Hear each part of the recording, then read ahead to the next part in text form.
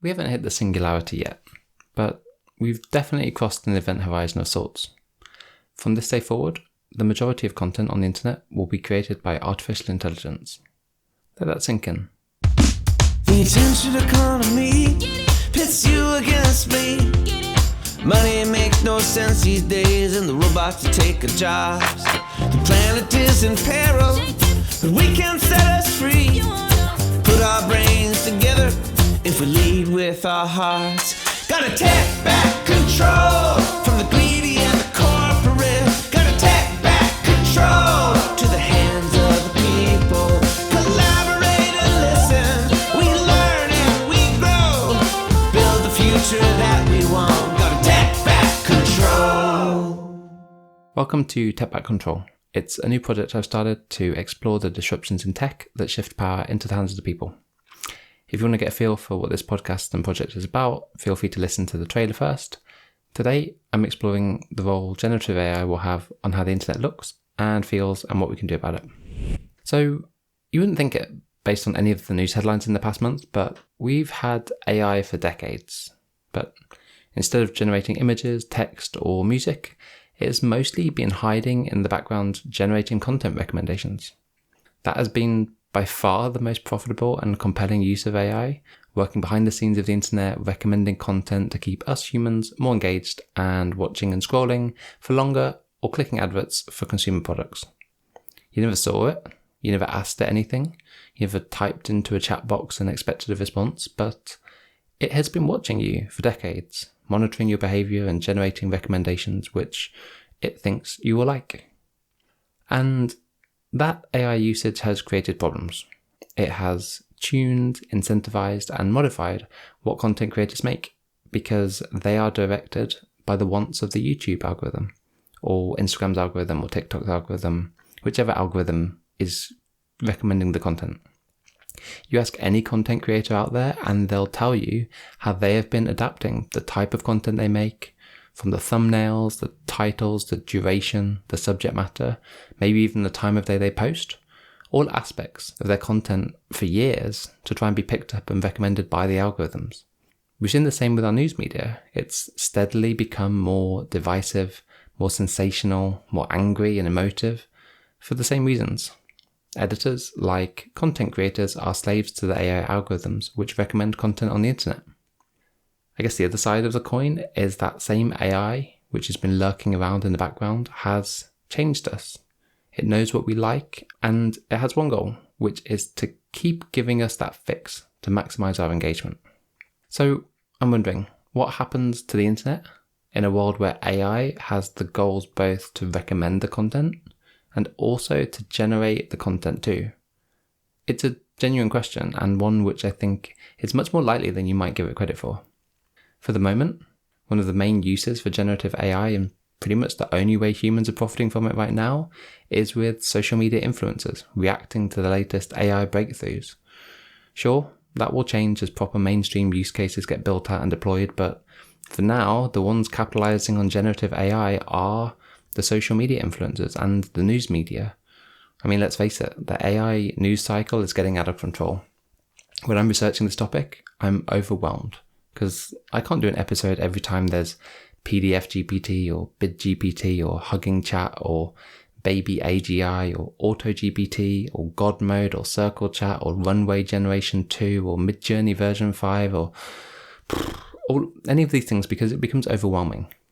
I think for now, AI breakthroughs are very much the subject matter, but fortunately AI isn't the one making all the videos.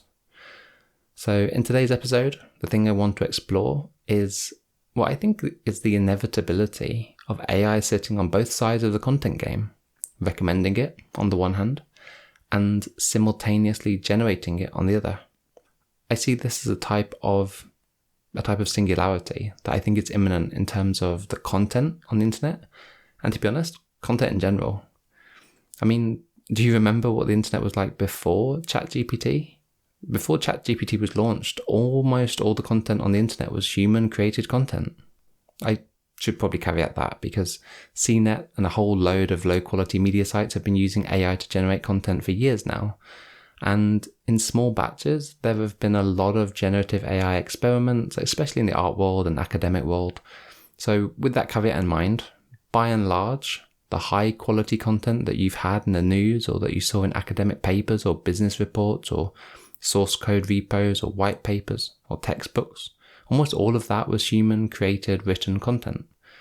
And models like ChatGPT 3, 3.5, GPT-4, those were mostly trained on labeled datasets of this type of freely available online content. And the same goes for generative imagery like Midjourney or DALL-E. All the cat photos or people photos or celebrity photos or paintings or sculptures or digital art has either been created by a human or photographed in the real world and labeled and used to train these models. But there's a looming kind of event horizon or nexus point or singularity or whatever you want to call it that is fast approaching, where we will no longer be able to easily find or identify human or real, quote unquote, real created content to train these AI models in future. As these generative AI models are now very much in the public domain, you're going to see their outputs leach into every part of society and where society goes to share their content, which is the internet. I'm already seeing ads on Twitter which are clearly using AI-generated imagery and text. Developers everywhere are using AI to generate code. Journalists are probably using AI to write stories. Filmmakers are almost certainly using AI to generate storyboard imagery. And we even had a photographer recently winning a contest using an AI-generated photo. So I think this trend only goes in one direction. It doesn't matter what rules and regulations you think you can impose. AI-generated content is a compounding exponential. It will eat all the content on the internet. And that poses a very interesting question, which is, what happens when all the content on the internet is created using AI? Does that mean that all future models would essentially be reinforced and retrained on content that they themselves are creating? I don't know. But now, as humans, we kind of suck at extrapolating these type of events. But I'm describing a future internet where 99.99% of all content on the internet is AI generated. I'm imagining a future where all future books are written by AI. Sure, the authors might create some of the story inspiration, but AI will do the writing and create most of the written content. I'm imagining a future art gallery and photography exhibition and stock photo websites where there's no actual photographer or camera involved, just AI generated imagery. Or maybe a future where songs, backing tracks, film compositions, all are produced by AI. What does that weird, uncanny valley future look like? What happens to all the content on the internet? What happens when all writing in academic papers, maybe all textbooks, product review sites, all news articles, all social media posts, all stock photos, Stack Overflow comments, all code samples, all podcasts, all backing tracks or YouTube videos, when everything will have at some point or some level been generated or tuned by an AI? Assuming it finally does, at that point, we could end up in a very strange situation. And I'm not talking about the content here. Who cares about the content? The strange question in this situation is that the role of the human at that point is unknown. It's difficult to conceive and pin down what that might even be. Right now, 1 in 4 Gen Z people want to be content creators. But that content is not going to be produced by a human. It's going to be created by AI. So what role are humans playing in that eventuality? Well, unfortunately, there's already a default human role, which our economy is perfectly set up for. And that is the role of the consumer. Which brings us to the big power shift, which concerns me when we think about all of this. My biggest fear in all of this AI frenzy isn't the doomsday story of AI bots taking over the world and hacking banks and stealing natural resources. I mean, sure, that's something we should probably be concerned about, but a much more boring and realistic and maybe even more imminent concern for me is this. We spent the last 2 decades training AIs to recommend content and keep us staring and scrolling endlessly on social media. Those AI agents are basically the auto-GPT equivalent of human decision generators. The output isn't beautiful poetry or landscape photography. It's probably some recommendation for the next best content. The ultimate goal is to keep you staring and scrolling for longer. And let's face it, these AIs have got pretty good. So good, in fact, that it's the driving force of the internet economy. You can go back and listen to episode 1 if you want a refresher on that, but here's my concern. If you imagine a mirror, and on one side, there's the AI recommending any content that will keep you engaged for longer, and on the other side of the mirror, there's an AI generating any content that will keep you engaged for longer, and you put those two things together and let them feed on each other endlessly, you can personalize it to every individual on the planet. And I think you have a weapon far more insidious than anything else we could think of. You essentially have an AI agent designed to hijack all human attention. It's a class A drug. It's the heroin of the internet. So there it is. My big concern at the moment is if the most profitable use we find for AI right now is the same one we spent the last decade perfecting, we're in trouble. Because this isn't created by rogue actors flooding the internet with inaccurate or malicious information. This is probably something created by legitimate companies, the internet social media incumbents just trying to turn a profit. It's what I would call a weapon of mass consumption, set loose with the goal to trap all humans in an endless loop until all human existence, all experience is essentially an economic hamster wheel, with the only purpose of consuming the content and products created for us by this hyper-personalized AI model. But let me finish with something that gives me a little bit of hope. When the internet becomes 99.9% AI-generated content, which it will, mark my words, the value of the content hopefully trends towards zero. At that point, there's really going to be two types of content out there: the useful, meaningful, valuable content, and these weapons of mass consumption. I guess you could argue that the internet is already that at the moment, but in the future, it's going to be a lot worse. It will be the needle in the haystack, and we will need to find that needle and find different ways of discovering and sharing the things that we find valuable. I mean, sure, there's a very real risk that some people will be caught by the infinite loop created by AI-generated and AI-recommended content, and that will keep people scrolling forever in a kind of pleasurable sea of Class A internet heroin. Feels like a Brave New World, if you've ever read it. But for the rest of us, the scarcity and quirky nuance of whatever meaningful content is left, that might make the 0.01% the place to be. And don't misunderstand me, I'm not saying, and I still think that we're going to be using AI on a daily basis for productivity tasks and for making real world progress. We're going to need to use these AI superpowers, but in an online world saturated by weaponized AI content, we will need to find the nuggets of real value. And I think it could be fun. It will be like sifting for that scarce resource of truly human creativity and meaning. And I think we can assign a value to this. Where that 0.01% lives is where all the cultural importance will be.